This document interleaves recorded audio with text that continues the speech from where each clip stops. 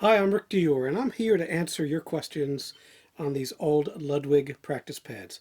Who knew that this would be such a hot topic? I put out a video a while back about my favorite practice pads, and I never cease to get questions. Pretty much every week I get 3 or 4 questions about these, and so I'm going to answer them today so I can refer people to this video. So these are fantastic pads, first of all, and I believe they were made in the late 60s into the 70s and probably discontinued in the 80s. And Ludwig still puts out practice pads, but these ones are metal. And they were the tunable metal pads, that's what I call them anyway, and the ensemble version. And you could put them on a stand, well, at least the 8-inch one anyway. And it had this little insert here. So we'll see, zoom in on that. And I've modified them a bit over the years. Some of them had this kind of press board, which was terrible. I showed you in that other video, I have many of these, different ones. So they switched between plywood, this press wood, and I much prefer the plywood if you can find it. This one is also missing a foot, but it doesn't matter because I always keep it on the stand. I would definitely suggest that before you buy one of these, you get a real close look at it in person. If you buy them online, you're liable to get a bad one. These heads are impossible to find, the old tambourine ensemble heads. They used them for both their tunable tambourines and their tunable practice pads, which is borderline hilarious. But Ludwig was known to do stuff like that, multitask on products. And it has these drum key tension rods that are backwards, and they run into this press board. And over time, what happens is as you tighten them, it kind of destroys the press board. So I've cut new parts out of these in my shop. I just kept this one original, but all the others I have new plywood bases that I cut. It's really easy. And then you can knock these pins out. And so once you get one, you can replace the parts. It's kind of a pain in the neck. And it's nice to have something that's all original too. So I kept all the original parts. So when I sell them eventually, when I'm done, I can put them back together. Okay? They will always be in different states of disrepair when you buy them. This one here on my right, I think this is the Model 360, but I'm not sure. I'll post something on the screen here with more information from the catalog, because I do have a catalog. You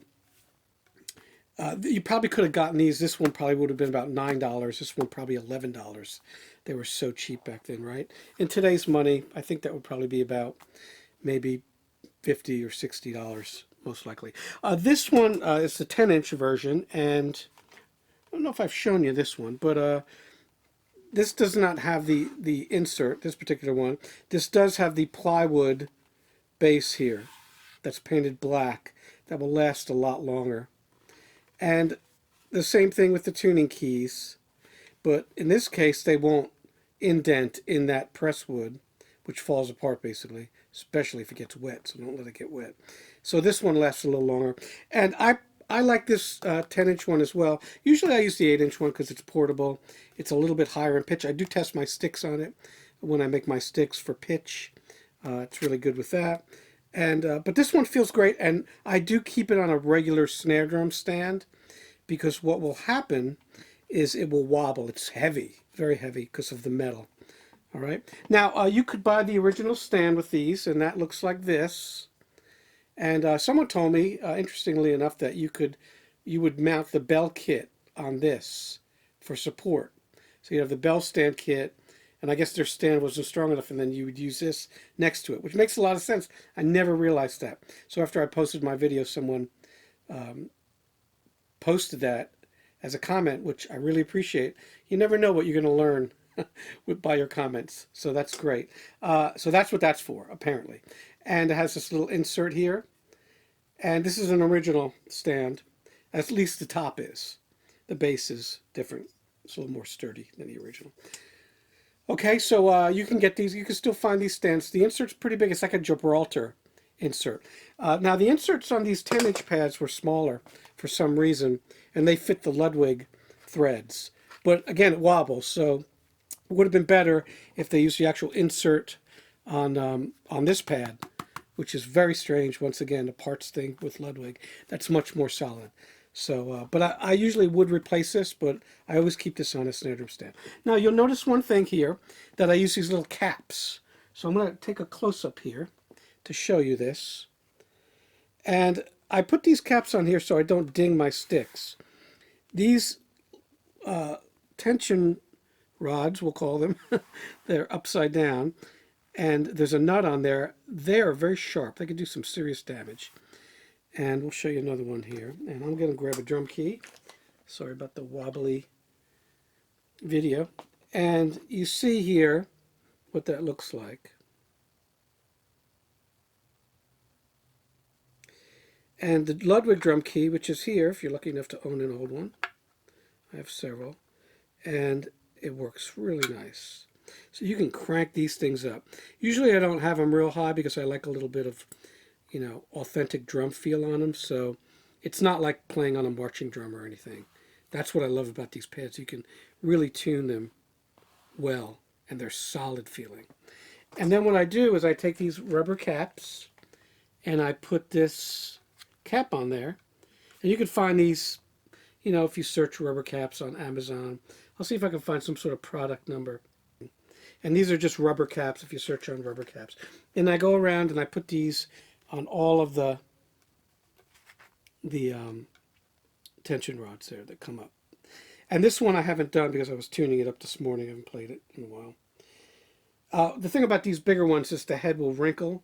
So you can go ahead and tune it up and then put the caps on. Just like that. So. And I'll show you the upside down version of this drum. The back. And that's what it looks like. You see there the insert. How it's not. It's a little skinnier. Threads are smaller, not well defined like the big one. Okay, but you see how this works here. You can also sit this on a drum. It does bounce up and down. I really prefer a snare drum stand for the 10-inch model. I got a lot of questions on the pitch. The big one is going to be lower, obviously. So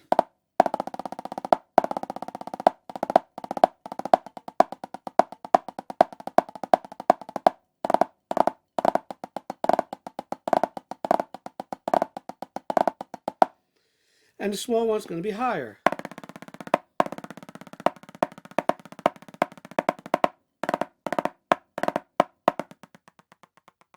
I prefer the small one. Of course, if you move a lot on the drum when you play, you're not precise in exactly where you play. You're going to end up hitting your sticks and going off center, maybe hitting the rim and all that. Of course, that's why you want to put these rubber caps on there. The big one, you got a little more real estate. So there's room for error there. The big one, I would say, feels more like a drum. So it's a little more mushy. A little more like those modern Remo pads, but way better than that. Much more solid feeling. Those are all plastic and things like that. If someone made a metal version like the Quiet Tone, the original Quiet Tone, which is pretty much the most awesome pad ever made besides these, and I showed you that in that video. The new ones that Sabian makes, they've gone through several iterations of being completely horrible to not too bad, and then almost back to not very good now. So I'm not sure what's going on there, but for a while they fixed them. They were great. I was recommending them, and now they're not so good. They came out with a mesh version that's terrible. And the new ones, I've had a couple students buy them, and they weren't great. So, like I said, quality control, it's a big thing with you drum companies out there. You know, try to keep things consistent for people. So when I recommend something to my students, and they get it, and then they bring it into a lesson, and I'm like, what the hell is this? It's not good. So, of course, then I stop recommending them again, and you guys lose business, if any of you are watching, which I doubt. All right, so if you can, lucky enough to find one of these old Ludwig pads, let's just go over what you need to look for online or whatever, and you see them a lot. Number one, dents in the head. No. Okay, a lot of people, I guess, I don't know if they were shooting at these things or what, but you see these big divots in the head. You don't want that. You can't take them out, even with a heat gun. I tried it. So you don't want to use your heat gun trick or your lighter trick or match trick that you can use to take out divots or dents on the head for these. It won't work. So if you see one that has dents, don't buy it. The other thing, you'll see ones with massive amounts of corrosion and rust. It depends on your taste for that, if you can handle it. That kind of thing, it's fine. It's not going to affect the sound. I don't like looking at rust all day. It's really hard to get that rust off. One thing you can do is you can sandblast it. I have a little sandblaster that I use for parts. I've done that on a few of these rims when I take them apart. It works. And then I use Rust-Oleum black, or you can use the silver finish and then paint them. And then you get this kind of powder coated finish. It actually looks kind of nice. I think I showed you one of those pads in that video that I redid. I'll have to go back and look. But, you know, that corrosion can be really bad, especially around these tension rods. And then if that's the case, these are really hard to replace. You can make one, you know, or try out of a bolt, but it's going to be difficult. And it's going to take you a lot of time if you pay a lot of money.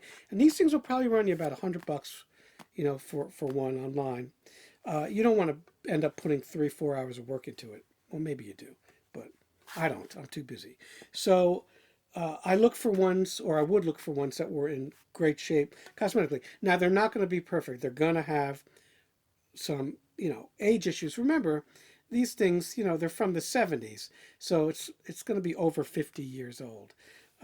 So just, you know, just remember that. And a lot of them have been through a lot of abuse. People would carry them around. It's a practice pad, so you're not going to take care of it like you would a drum, even though some drums from that era, especially Superphonics, can look like they've been through a war. So that's pretty much the ins and outs of these things. So I'm going to go ahead and put these caps back on here.